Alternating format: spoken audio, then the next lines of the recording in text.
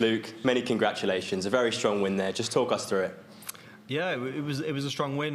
You know, the start of the game was a good precedent for what happened. You know, I kind of carried it on a little bit. You know, obviously the first set was amazing. I think Kev sort of carried on from his game against Nathan, and you know, if he carries on like that, he's going to win. You know, he was unbelievable. But I felt like when I went off to the first break, I took good confidence from him. So I said, okay, well, you've played well there. You know, if he carries that on, you're just going to shake his hand and say fair play. So yeah, I felt like I started off really well, and you know, I followed it up in the end with a decent performance. I felt like there was a couple of moments where I dropped off a little bit, you know, silly scores and stuff. You can't be too critical, because when you're playing such a long format, you're going to have these moments where they're up and they're down. So yeah, overall, I was happy with the performance. When you were 3-1 up, was the Gabriel Clemens game in the back of your mind? Like, did you want to just get the game done with and just make sure that you got the win down? Because obviously Gabriel threatened such a comeback in that last game. Was that in the back of your mind in this one? Yeah, I mean, no, it's not in the back of your mind, but it makes you, you know, them sort of scenarios give you good experience to make you think, okay, well, now I'm 3-1 up, you know, come into this fifth set and really just blow him away and just send the game as quick as you can. And I don't think I blew him away in that fifth set, but I did well, and I kind of felt like he dropped off a little bit, helped me relax, he given them opportunities, and obviously the 118, when that goes in, I'm thinking, yeah, you're in prime position now, you're going to have, you know, 2 throws to win this set, you know, 2 throws holds a throw, and then obviously, you know, finished the game pretty decent in the end. So overall, I'd say that it was a decent game, but I think Kev sort of let me play my natural game in the end. He didn't put me under pressure in the last 3 sets. You're averaging over a ton across this tournament. Is your game at the level you want it to be to reclaim this trophy? Yeah, I mean, it's at a level that's decent. I don't think it's at a level that will win me the tournament. I think that it has to be upped. And I think if you look at the draw now, you know, Gian next game, I mean, I can't really say who's going to win that one, Gary and Justin. To be honest, I think if it's Gary, then you've got a real tough one. Justin is enjoying his old moment, isn't it? So yeah, I think you've got 2 really tough games to perform at the highest level.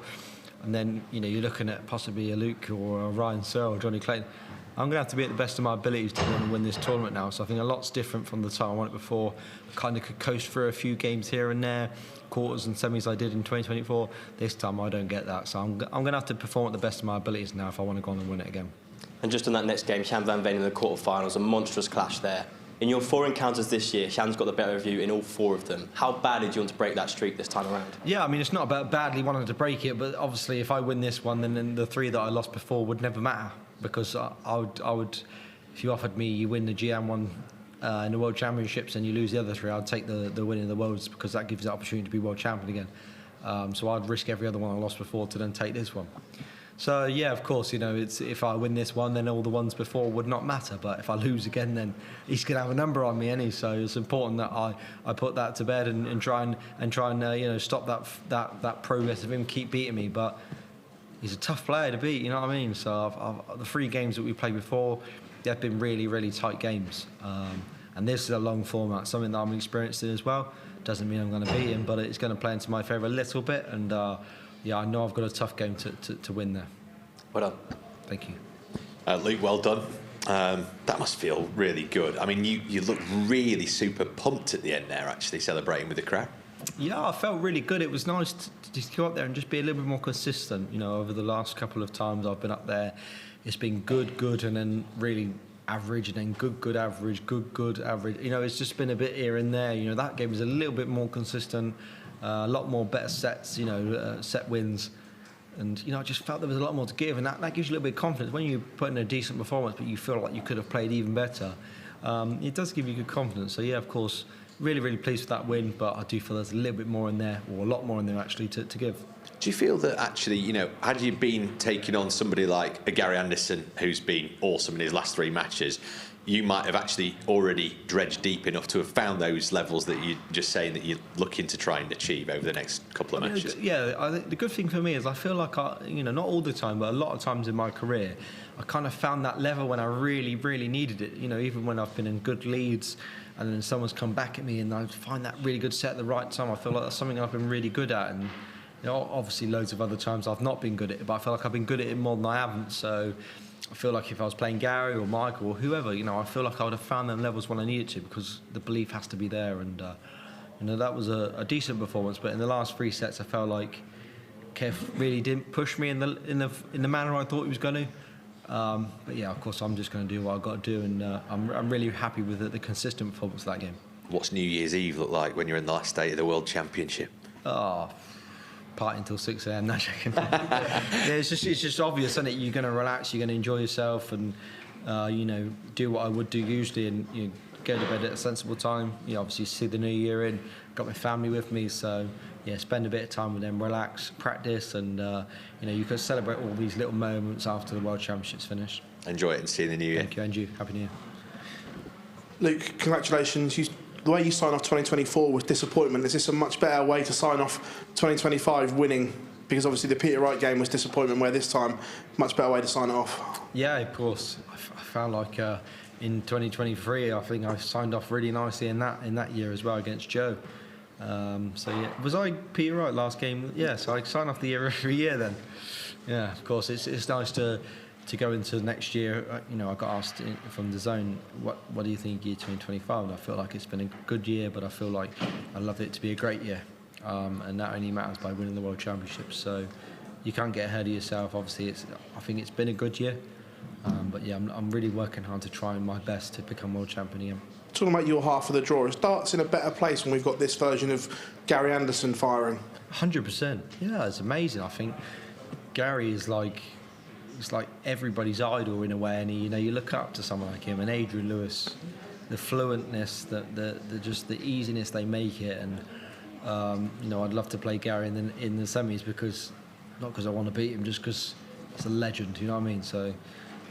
Darts is in a good place, to be fair. There's a lot of good players playing now. Josh, Gian, Gary's playing good. I just think there's a lot of good players. I think there's going to be a headache for the Premier League this year. It's going to be a tough ask for people to pick that, is the top people. Just the way you're so composed here, coming through that game against Gabriel, do you almost feel bulletproof because you've come through that tough time? Not really. I don't feel like I'm bulletproof. I think. I'm just thinking of Stephen here. I just want to sing it.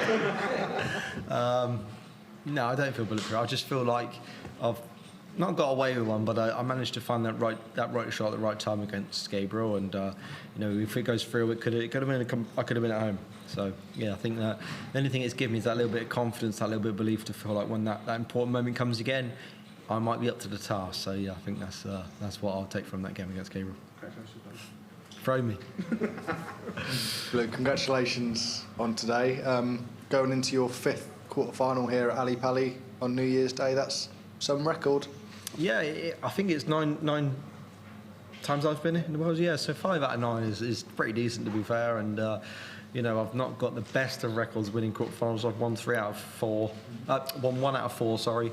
So yeah, it's right. 1 out of 4. Yeah, so I'm hoping to make it 2 out of 5. And but of course, making quarterfinals is great. It's a good achievement. But players like me, the minimum is a final. Minimum is winning it. Once you've won it once before, so I'm happy I've made that New Year's. That was my goal as a minimum. I've done it now, and now of course I want to go on and achieve more. How much do you draw from those experiences, whether they're positive or negative, in those big game occasions and the ones you're going to have over the next few days? Yeah, I mean, I've got, strange to think, but the last 2.5 years have given me so much experience, so much belief, and so much things I can look back on. I've achieved so much, but also achieved a lot of things that have gone against me. Many major defeats in finals, and many major wins as well. So, of course, I've got so much to look back on and take on that little bit of experience. Of course, for me, I think this is over 20 or 25 quarterfinals and major tournaments now. So I've got that experience of being in them, and hopefully I can take a little bit into that on New Year's Day. You spoke really well about Gary Anderson to Phil there, and you say there's a sort of selection headache for the Premier League. Do you think he could be someone to enter that fray? I always keep telling him, keep nudging his arm. Come on, Gary, just one more. Just give the fans one more, and he's adamant he's not going to do it. But yeah, I think it would be great to see him just to have one more. But of course, it's a lot. It's not just about Gary having one more. It's a lot of travelling. There's a lot of honest. He enjoys playing the Pro Tours and stuff, and playing the Pro Tours, the Premier League and stuff. We had chatted about it earlier together. It's a really hard thing for him to do because he loves playing them, and then you got Monday, Tuesday, away Wednesday, Thursday. If he wants to do a Euro Tours away, so Yeah, it's tough, but as a fan, as a player, I'd love to just see him just do one more. But I'll keep twisting his arm and see if I do it.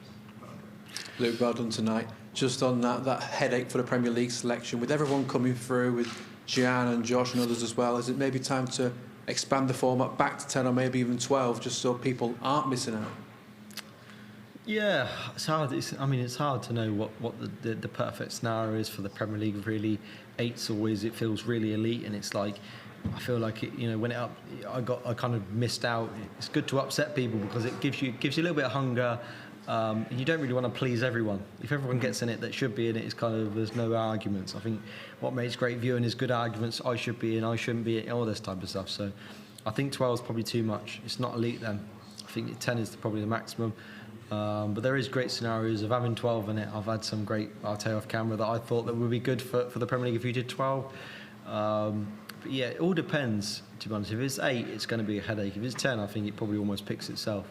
But if it's 8, yeah, it's tough. But I think that's what everyone enjoys, all the talk about who's going to be in, who's not going to be in. Whoever's is 10, I kind of think everyone knows who's going to be in. So yeah, I think there's going to be a lot of people sweating about who's going to be in, who's not. But luckily for me, I don't have to worry about that.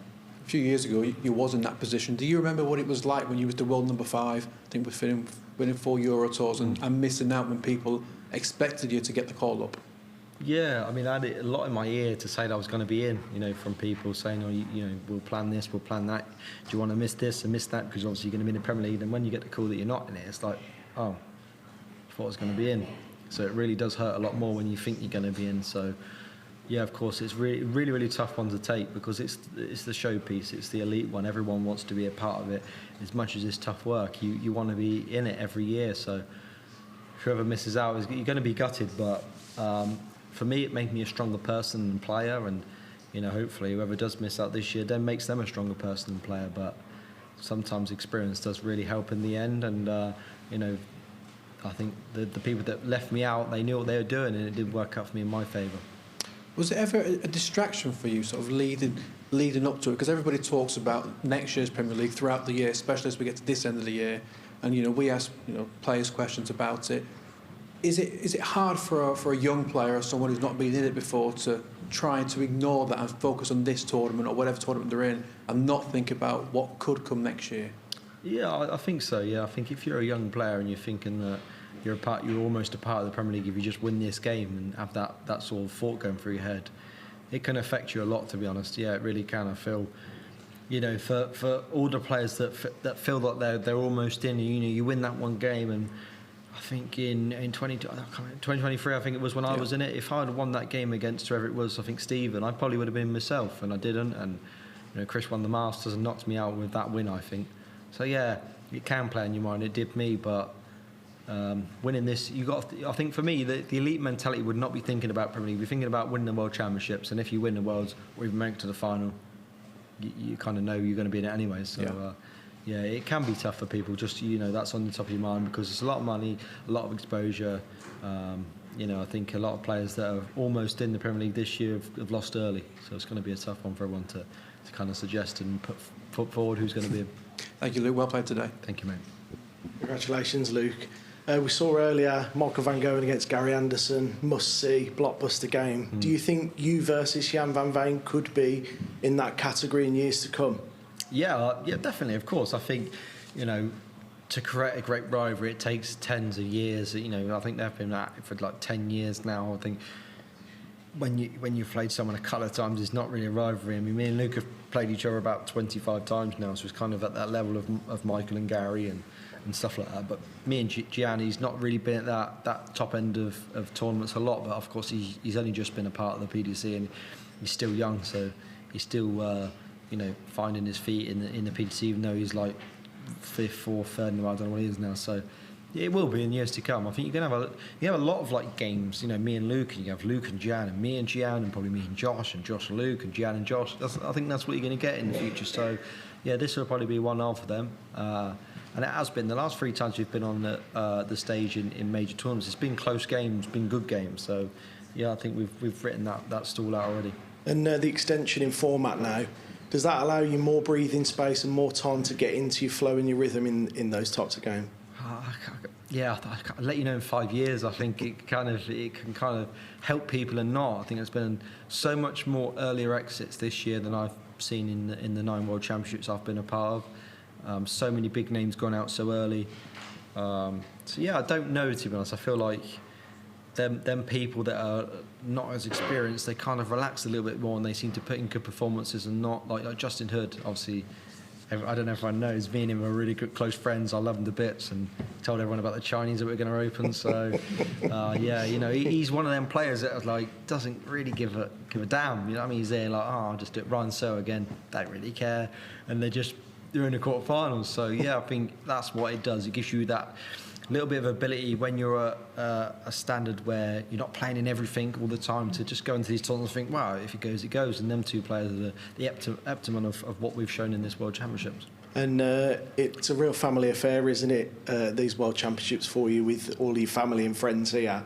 How much of a team effort does this World Championship feel for you? Well, yeah, it is. It's a massive team effort because, you know, when your family's not here, it's a lonely place. And obviously schools are out, so I get my stepdaughter here, which is amazing. Obviously we have some great fun doing quizzes and stuff. You know, we have a great time. And my son's here and playing cars, and yeah, my fiance. Just having all these people with you, my mum and dad, they come up every game, and obviously I had Matt Lewis today. You know, I've seen him for a long time. Just these people that give you that little bit of a boost. They really do help you. You know, go on there and want to really play well for them. Well done, Nick. Thank you. When Justin won earlier, were you thinking, oh no, I'm going to get roped into this Chinese restaurant? I think I have. I already told him. We spoke about it a good few months ago, so we got on really well. He said, I can't remember what he said. He said something, if I do this, we're going to open a Chinese. I said, yeah, we'll.